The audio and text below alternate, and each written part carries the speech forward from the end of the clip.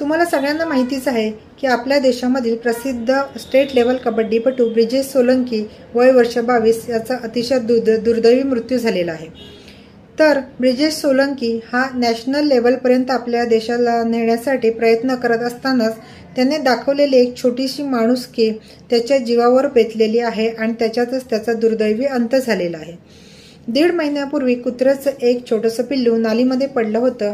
त्याला माणुसकी दाखवत ब्रिजेशने त्याला बाहेर काढलं आणि बाहेर काढताना ते कुत्र्याचं पिल्लू ब्रिजेशच्या हाताला चावलं। याच्यातच त्याचा मृत्यू झाला आणि त्याने केलेली हैगर त्याच्या जीवावर बेतलेली आहे। तर मी आज हा व्हिडिओ करण्याचा मेन उद्देश आहे तो म्हणजे ब्रिजेश सारखा जर सुशिक्षित माणूस एवढी हलगर्जीपणा करू शकतो तर आपल्यासारख्या जो सामान्यातील सर्वसामान्य माणूस आहे त्याच्यापर्यंत ही माहिती पोचावी यासाठी हा व्हिडिओ मी बनवत आहे। तर नक्कीच व्हिडिओ शेअर करा जेणेकरून सर्वसामान्यापर्यंत रॅबिजविषयी माहिती पोचेल व ते जागृत होतील। पहिली गोष्ट म्हणजे रॅबिजची आपल्या शरीरामध्ये एंट्री कशी होते।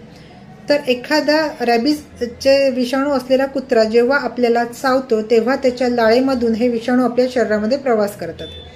तर सर्वसामान्य कुत्रे जे आपल्याला भटकताना रस्त्यावर दिसतात ते आपण सहजासहजी ओळखू शकत नाही की त्यांच्यामध्ये रॅबिज आहे, कारण रॅबिजची जे स्टेज त्यांच्यामध्ये असते त्याच्यानुसार त्यांचे सिम्पटम्स दिसू लागतात। जेव्हा एखादा कुत्रा जेव्हा नवीनच असतो, ज्याला नवीनच रॅबिजची लागण झालेली असते, तेव्हा त्या कुत्र्यामध्ये तो सर्वसामान्य कुत्र्यांसारखा दिसतो, तो एकदम रॅबिट डॉग सारखा फिरत नाही। त्यामुळे हे रॅबिजची लक्षणं ओळखून येणं त्या कुत्र्यामध्ये अशक्य असतं। जेव्हा असे कुत्रे आपल्याला चावतात किंवा नख लावतात, हे नखही त्यांच्या लाळेच्या कॉन्टॅक्टमध्ये आलेले असतात, तेव्हा ह्या कुत्र्यांच्या नखातून किंवा लाळेमधून ते चावतात तेव्हा हे जंतू आपल्या नर्वस सिस्टीममध्ये प्रवेश करतात।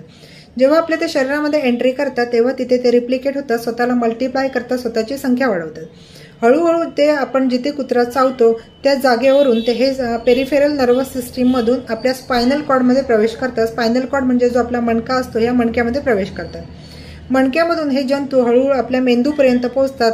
हळूहळू ते मेंदूवर पूर्णपणे कब्जा करतात आणि एकदा की ह्या जंतूंनी व्हायरसने मेंदूवर कब्जा केला की त्यातून पेशंट वाचणं हे अशक्य असतं।